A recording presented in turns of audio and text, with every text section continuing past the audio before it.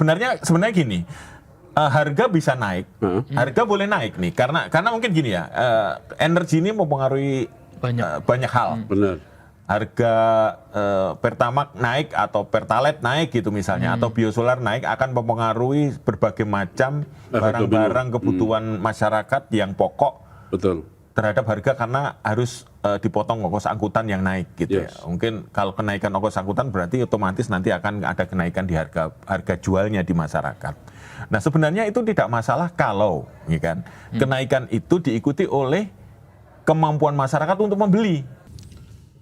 Selamat sore Sobat Sindo, kita ketemu kembali di The Comment. Sore hari ini kita akan membahas mengenai statement dari Presiden Prabowo mengenai ketika Purbaya masih senyum, rupiah masih aman. Nah ini kita akan, ini acara kemarin di Jawa Timur ya. Nah kita akan membahasnya bersama Mas Pung dan juga Mas Andri.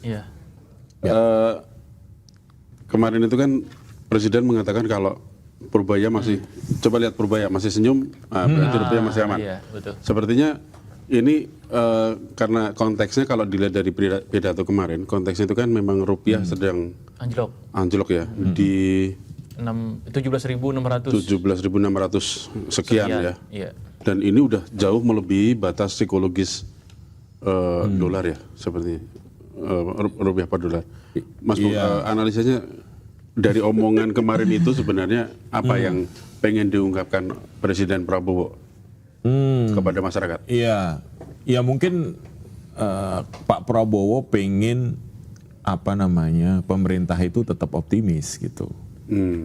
Makanya yang dituju negara tetap optimis. Ya, negara tetap optimis meskipun dolarnya rupiah sedang sangat lemah gitu ya. Terus kemudian dia melihat ke Menteri Keuangan yang penanggung jawab duit kas negara lah ya. Kalau masih senyum ya berarti aman lah, ya gitu kan kira-kira. Artinya untuk menumbuhkan bahwa mungkin ya sudah berarti aman gitu. Cuman pertanyaannya adalah sejauh mana kondisi yang sebenarnya kan ini juga mengundang banyak perdebatan ya. Sebenarnya level posisi rupiah kita itu yang paling aman di level mana gitu kan. Tapi kalau memang pelemahannya terus terjadi ini memang harus dibahas secara serius lah gitu ya. Jadi mungkin senyuman Pak Purbaya Menteri Keuangan bisa jadi cukup memberi obat, tapi apakah cukup itu gitu kan? Cukup disenyumin aja kan enggak juga gitu kan? Senyum kan bisa diartikan macam-macam kan?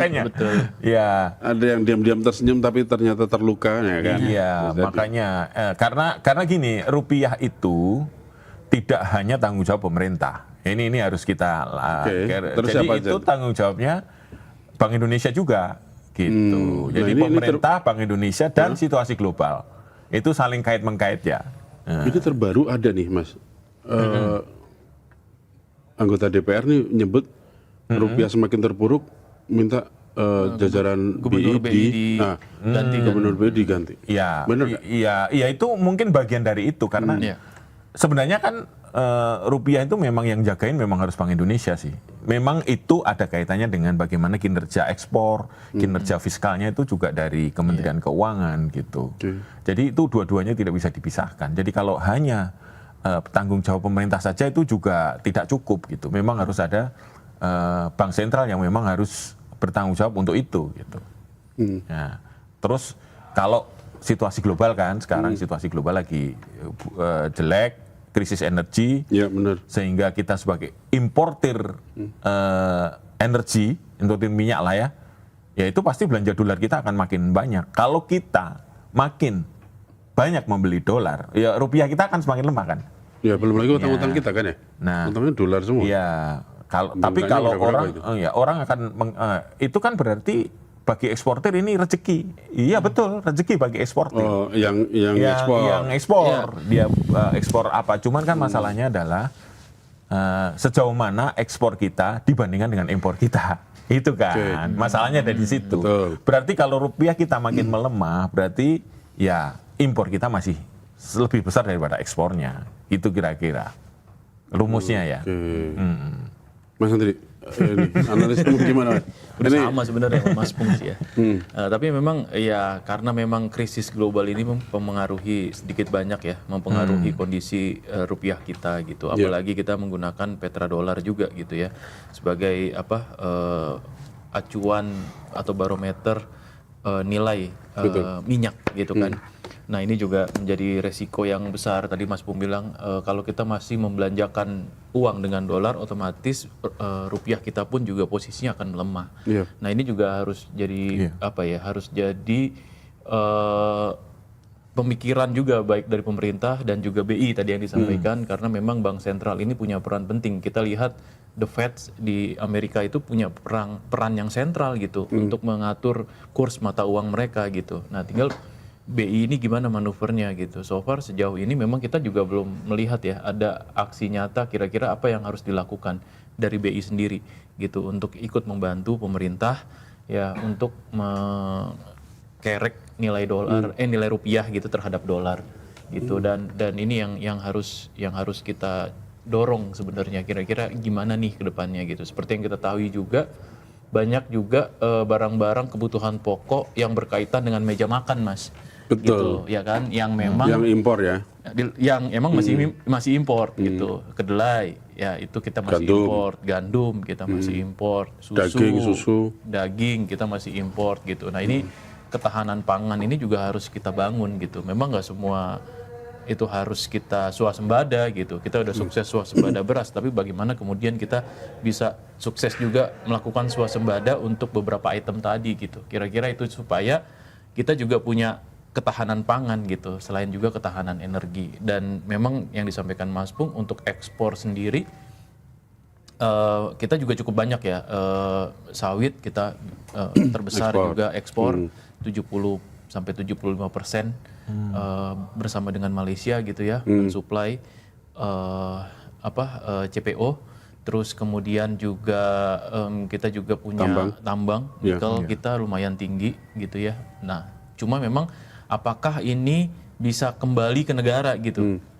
Apakah ini dinikmati juga oleh semua rakyat, ya kan, sampai ke bawah nih, gitu, untuk dilakukan subsidi silang terhadap impor-impor yang tadi masih bermasalah, gitu. Kalau itu bisa dilakukan dan itu dilakukan dengan kebijakan yang tepat, sebenarnya kalau menurut saya sih nggak ada masalah gitu. Walaupun dolar itu naik, ya, tetapi kita masih punya keuntungan lebih yang bisa kita subsidi silang ke kenaikan dolar gitu.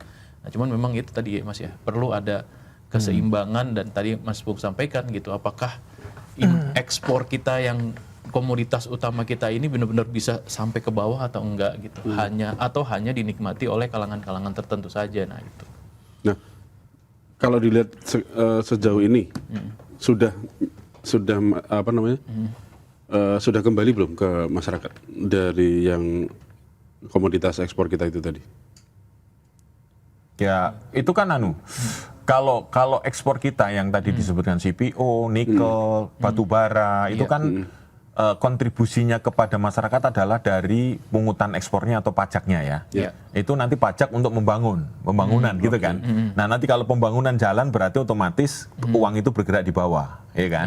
Misalnya untuk program apalah, MBG, program yang lain-lain, apakah itu benar-benar sesuai dengan rumusnya bahwa itu bahasanya M0 ya, M0 ya. M0, ya. Itu uang itu ada beredar di bawah gitu. Jadi uang itu jangan hanya beredar ditempatkan di suku bunga untuk beli obligasi, terus surat utang kayak gitu-gitu. Kalau itu hanya di situ berarti di bawah akan kering gitu uangnya. Nah, kalau uangnya kering, itu kan otomatis masyarakat daya belinya rendah, ya kan? Daya beli rendah, otomatis ya mempengaruhi pertumbuhan juga. Nah, gitu. Nah, sekarang ini kan posisinya saat ini kan sepertinya daya beli masyarakat ini sedang rendah ya. Betul. Iya. Sebenarnya gini, harga bisa naik, harga boleh naik nih karena mungkin gini ya, energi ini mempengaruhi banyak hal. Benar. Harga Pertamax naik atau Pertalite naik gitu misalnya, atau biosolar naik akan mempengaruhi berbagai macam barang-barang kebutuhan masyarakat yang pokok. Betul. Terhadap harga karena harus dipotong ongkos angkutan yang naik gitu ya. Mungkin kalau kenaikan ongkos angkutan berarti otomatis nanti akan ada kenaikan di harga jualnya di masyarakat.